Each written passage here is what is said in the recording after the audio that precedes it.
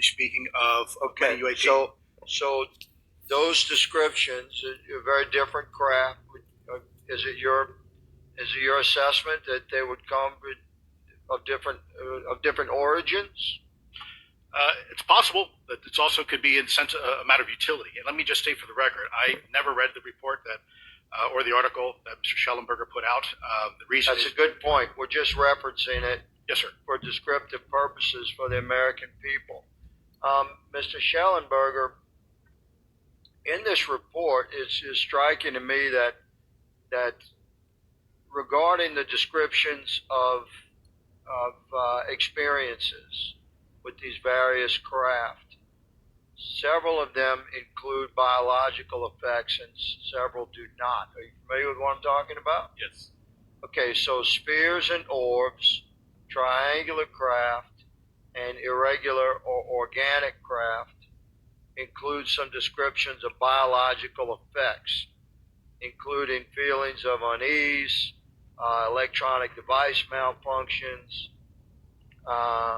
long-term psychological effects such as anxiety or insomnia have been noted, feeling of being watched, a shared awareness with the triangle craft, and under the irregular and organic craft, biological effects include physical sensations of warmth or cold and unexplained smells, psychological distress.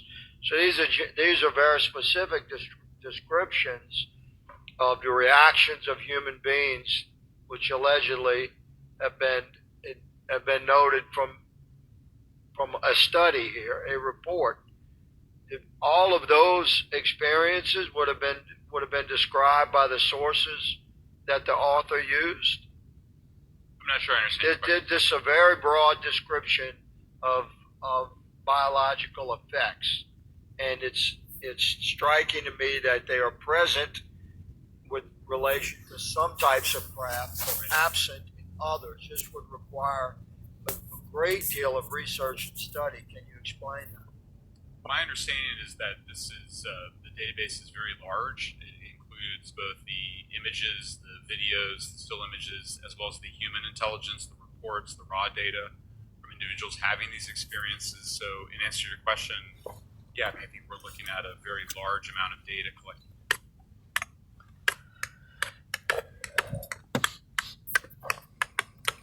Here's what you can expect when you schedule an appointment with Option 1 Plumbing. Our expert technicians will Department of Defense, but held at the White House. Roger but that. that's a single source, and I don't have multiple sources to verify that. Thank you, sir. I did my best to trick an answer out of you. I was partially successful, Madam Chair. I yield. Thank you. I now recognize Mr. Frost for 5 minutes of questions. Thank you, Madam Chair. In addition to serving on this committee, the Oversight Committee, I also serve on the Science, Space, and Technology Committee, where we often discuss how essential data and evidence are used in science and used at departments such as NASA. During a hearing, NASA Administrator Nelson affirmed the importance of NASA in helping us to understand UAP.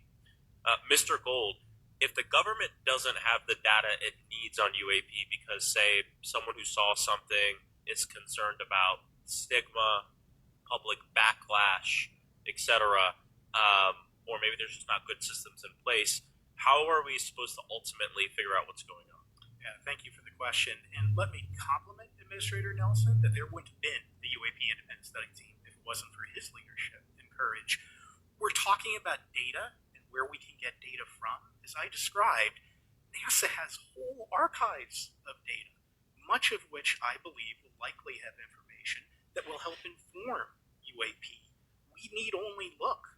And again, in an era with AI and ML, we can relatively quickly and easily go through it. So I think it's something that we should encourage NASA to do. However, per Chairman Grothman's comment about UAP focusing on national security sites, I believe there's something, sir, that you may have heard of called sensor bias. That because we've got more cameras, more monitoring of national security, we don't know how extensive UAP activity may be over civilian areas. And this is to the second part of your question, where we're not collecting the data.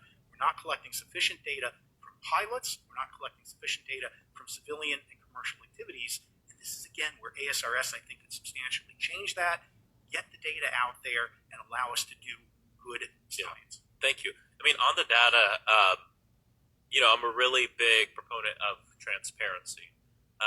But obviously, there's always a little bit of balance that we have to have in government on transparency as well. I mean, last year, NASA appointed a director of UAP research in response to the recommendation by the independent study team.